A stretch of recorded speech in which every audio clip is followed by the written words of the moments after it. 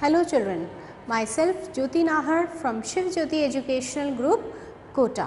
I hope you all are fine and safe at your places. So today we are going to do the revision of chapter number 10, that is motion and measurement of distances. So we are going to do the revision of chapter number 10, motion and measurement of distances. So let us take up some important points of the chapter, that is points to remember.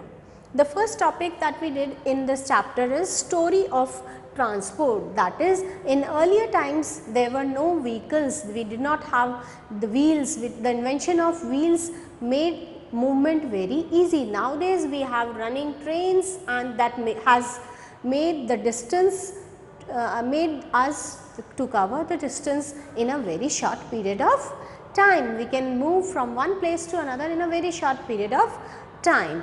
So next one is concept of measurement, and then we have some measurements that were used in the earlier times like handspan, cubit and fathom, but these measurements were different according to the lengths of different movements or the body parts of the different persons. So these were discarded and the standard units of measurements they came into existence like meters. The standard units of length is meters and for mass it is kilograms, and they do not vary from person to person. So they are considered as standard units of measurements. Then correct measurement of length. How we can take the correct measurement of length? Using the scale, by placing the scale and the eyes properly in a proper direction.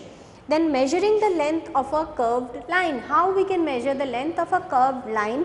Using a thread, by placing the thread on the curved line and then we can measure the length of the thread. Then we have motion and rest. A body, it is said to be in motion when it is showing some displacement with regard to some time, means in a particular period of interval it has been displaced from one place to another, then we say that the body is in motion. And if it is in the same place after a period of time, then we call it at rest. And the different types of motion that we have studied in this chapter are translatory motion. In this we have studied rectilinear and curvilinear motion. Rectilinear motion means the motion which is moving, in which the body is moving in a straight line, like the train, it is moving in a, if it is moving in a straight line we call it rectilinear motion. And curvilinear motion means when it makes a curve, like if I throw a stone in the sky, it moves up in the sky for a certain distance and then it comes down in a curvilinear motion. Then rotational motion, when the objects or the parts of the object they move around a fixed axis, then we call it a rotational motion. Then the next one is oscillatory motion. As the pendulum of the clock, it is moving about the fixed axis. The to and fro movement about a fixed axis is called oscillatory motion.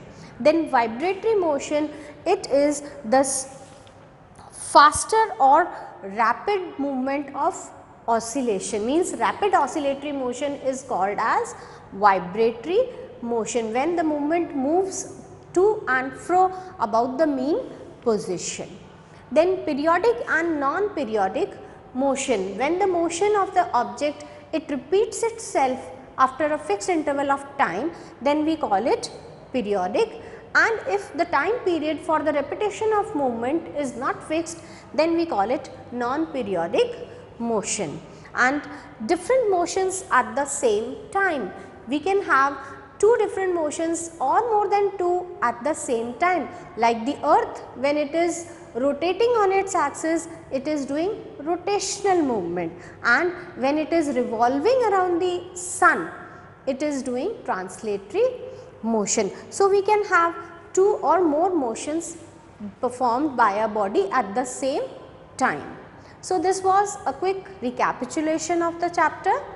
Now, we are going to take up the copy work and internal questions. So, now let us first take up the internal questions of the chapter. First question, write some basic traditional methods of measurement. The traditional methods of measurement are handspan, cubit and fathom. Then the second one, define oscillatory motion. What is oscillatory motion? The to and fro motion of an object about its position of rest. As for example, we take a pendulum, when we change its position by shifting its mean position from its mean position, then it takes the to and fro movement, and this to and fro movement about its mean position is called the oscillatory motion. The third question, name the motion for each of the following. This question is taken from the back questions, that is question number G, first part, and from page 150. A child swinging, what is the motion which is childish swinging is showing? Oscillatory motion, because the swing moves about the mean position to and fro. Then the wheels of a car, the wheels of the car, they move in a rotational motion because they are moving on a fixed axis, around a fixed axis. Coming to the copy work, first we are going to discuss the definitions.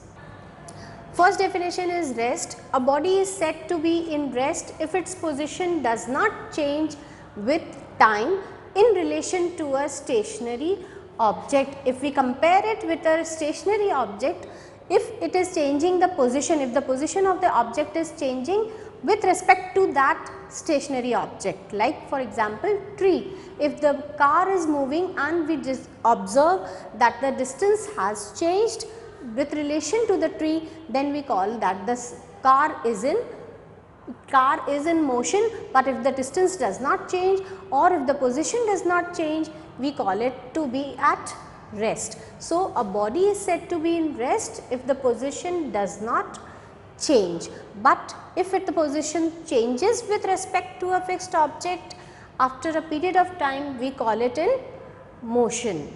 Okay? Like if a tree is fixed at one point, we call it a stationary object, and if the position of the car which is moving is changing with respect to that stationary object, that is the tree, we call the car is in motion. But if the distance does not change or the position does not change, we call it to be at rest.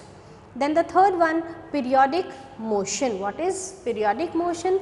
The motion which repeats itself after a fixed interval of time, like the hands of the clock, they move from 12 to 12. So, the time period is also fixed, they repeat the same motion after a fixed interval of time, that is 12 hours. So, this type of motion is called periodic motion.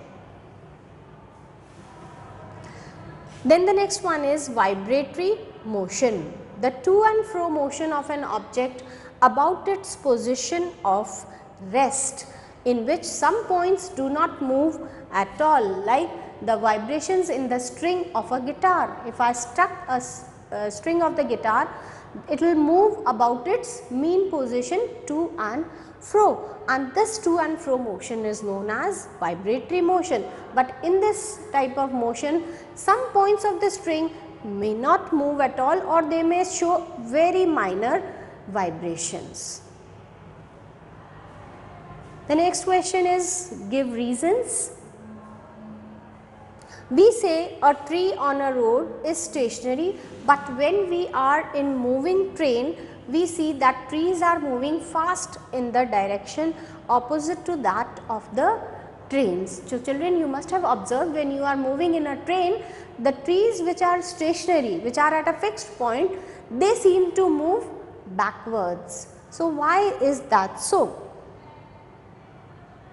This is because when we are in a moving train, we are in motion, and with respect respect to the surrounding. And what is the surrounding? The trees become our surrounding and they are stationary, and the motion is being performed by us, but we are stationary in the train. So, the trees, they seem to be in motion to us. Then B part, all periodic motions are repetitive, but all repetitive motions cannot be periodic. Yes, all the periodic motions, they are repeated after a fixed interval of time, so they are repetitive.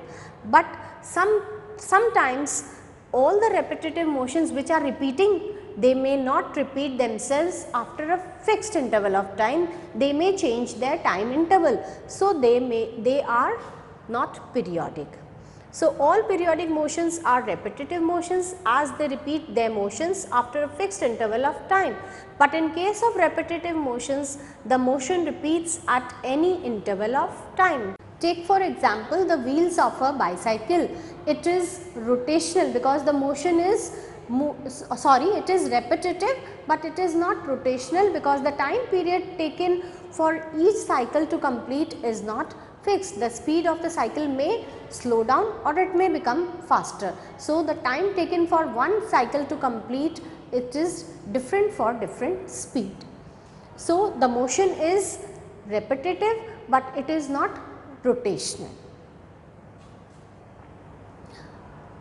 Next, we cannot use a pace or a footstep as a standard unit of length, because the length of a pace or footstep, it can change from person to person. Different persons, they have different length of their pace, so they may change from person to person. So, we cannot use it as a standard unit of length. Then short answer type questions. What is rotational motion? Give 2 examples. Now, what is a rotational motion?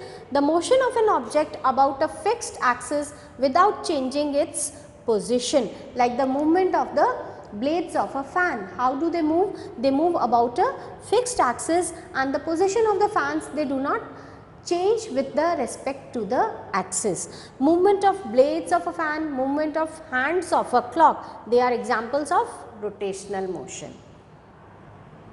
Then we have, what is the full form of? Full form of CGS is centimeter gram second. Full form of FPS, foot pound second. Full form of MKS is meter kilogram second, and the full form of SI is System International D units. Then we have the next question. Can an object have more than one type of motion? Can a single object perform more than 2 types of motion? Given example, yes, this is possible, because for example, we are taking the earth. It is rotating on its axis, means it is showing rotatory motion when it is moving about its axis, and at the same time it is revolving around the sun in a circular path. So, it is showing periodic motion as well. The 5th question, name the different types of translatory motions and explain each in brief. So, there are 2 types of translatory motions. One is rectilinear and the other one is curvilinear. Now, what is rectilinear? When an object moves in a straight line, like when an apple is falling from the tree, it is moving in a straight line. So, this type of motion is rectilinear motion, and curvilinear motion is the motion when an object moves along a curved path, like if a stone is thrown up in the air at an angle. If it is thrown in the air at an angle, it moves in a curved path, and this type of motion performed by the stone is called the curvilinear motion. Okay children, so these are the question and answers of this chapter. I hope you have understood well. Thank you children.